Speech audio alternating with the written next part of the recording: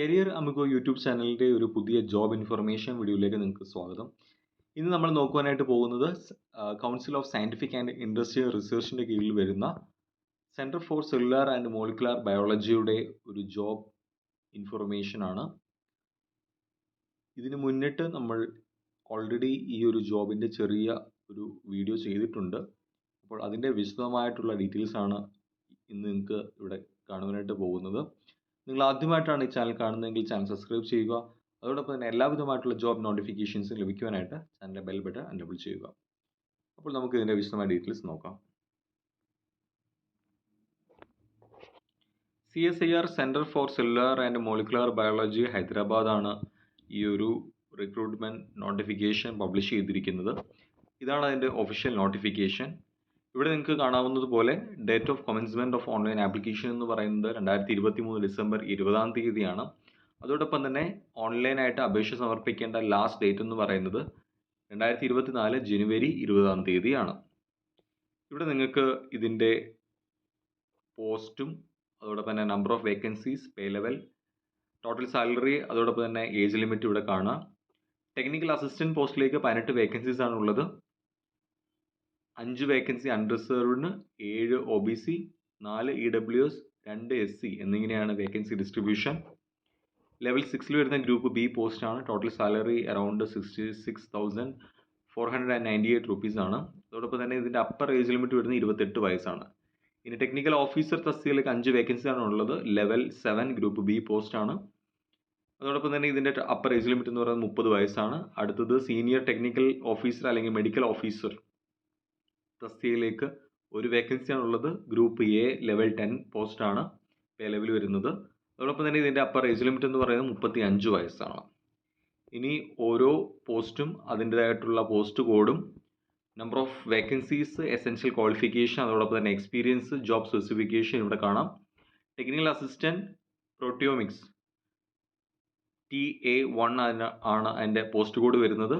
അതിൻ്റെ number of vacancy എന്ന് പറഞ്ഞാൽ 2 വേക്കൻസീസ് ആണ് ഉള്ളത്.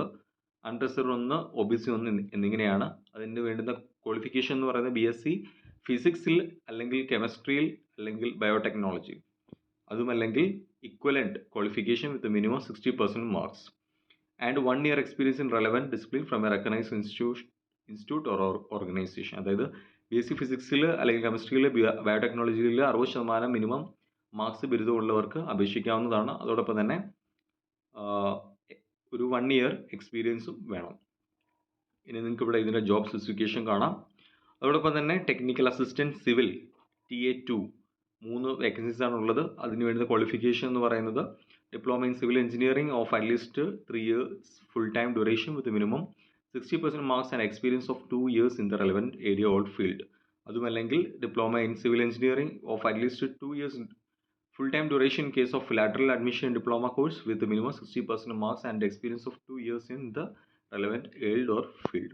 അതോടൊപ്പം തന്നെ ജോബ് സ്പെസിഫിക്കേഷൻ ഇവിടെ കാണുവാൻ സാധിക്കും. ഇനിയുള്ളത് ടെക്നിക്കൽ അസിസ്റ്റൻറ്റ് ക്യാൻറ്റീൻ, അതിനുള്ള വേക്കൻസീസ് 2 വേക്കൻസി ആണുള്ളത്.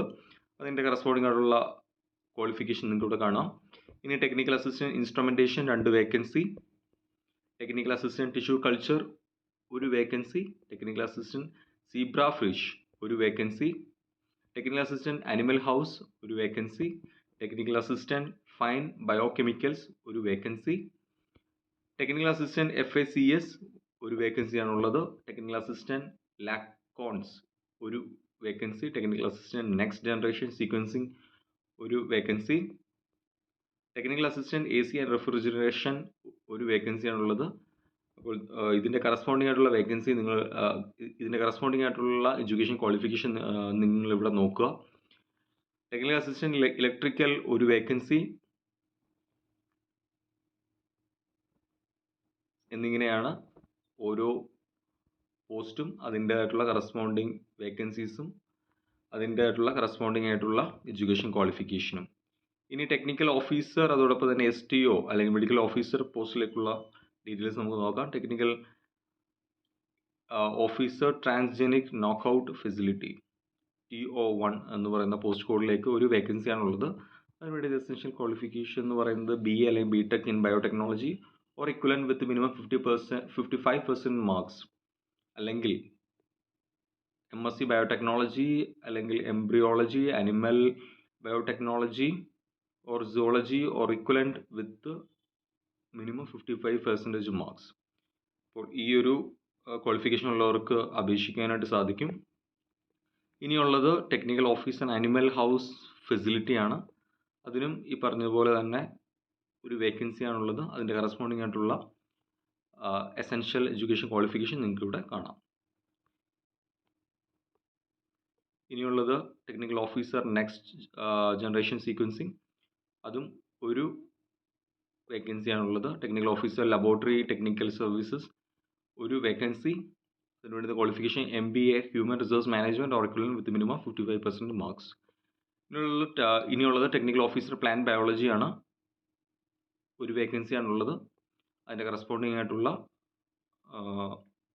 എഡ്യൂക്കേഷൻ ക്വാളിഫിക്കേഷൻ നിങ്ങൾക്ക് ഇവിടെ കാണുവാനായിട്ട് സാധിക്കും. ഇനി senior technical officer / medical officer തസ്തികയിലേക്ക് ഒരു വേക്കൻസിയാണുള്ളത്. അതിനുവേണ്ടി ക്വാളിഫിക്കേഷൻ എന്ന് പറയുന്നത് MBBS വിത്ത് മിനിമം 55% മാർക്സ്. ഇനി നിങ്ങൾക്ക് ഇവിടെ വിശദമായിട്ടുള്ള ഇതിൻ്റെ ഡീറ്റെയിൽസ് നിങ്ങൾക്ക് ഇവിടെ കാണുവാനായിട്ട് സാധിക്കും. ഇനി എങ്ങനെയാണ് ഓൺലൈൻ ആപ്ലിക്കേഷൻ സമർപ്പിക്കേണ്ടതെന്ന് നമുക്ക് നോക്കാം. CSIR CCMBയുടെ വെബ്സൈറ്റ് ആയിട്ടുള്ള www.ccmb.res.in എന്ന് പറയുന്ന വെബ്സൈറ്റ് വഴിയാണ് ഓൺലൈൻ ആപ്ലിക്കേഷൻ സമർപ്പിക്കേണ്ടത്. 2023 ഡിസംബർ 20 മുതൽ 2024 ജനുവരി 20 വരെയാണ് ഓൺലൈനായിട്ട് അപേക്ഷ സമർപ്പിക്കാനുള്ള തീയതി. ഇനി അപേക്ഷ സമർപ്പിക്കുമ്പോൾ 100 രൂപ ആപ്ലിക്കേഷൻ ഫീ ആയിട്ട് സമർപ്പിക്കേണ്ടതുണ്ട്. അതോടൊപ്പം തന്നെ SC ST PWBD woman CSIR എംപ്ലോയീസിന് ആപ്ലിക്കേഷൻ ഫീസ് കൊടുക്കേണ്ടതായിട്ട് ഇല്ല. ആപ്ലിക്കേഷൻ ഓൺലൈനായിട്ട് അയച്ചാൽ മാത്രം മതി. ഇതിൻ്റെ ഹാർഡ് കോപ്പി അയക്കേണ്ടതായിട്ട് ഇല്ല. ഇവിടെ നിങ്ങൾക്ക് ഇതിൻ്റെ വിശദമായിട്ടുള്ള ഡീറ്റെയിൽസ് എല്ലാം തന്നെ നിങ്ങൾക്ക് ഇവിടെ കാണുവാനായിട്ട് സാധിക്കും. അപ്പോൾ ഈ ഒരു ജോബ് ഇൻഫർമേഷൻ വീഡിയോ നിങ്ങൾക്ക് ഹെൽപ്ഫുൾ ആവും എന്ന് പ്രതീക്ഷിക്കുന്നു. All the best.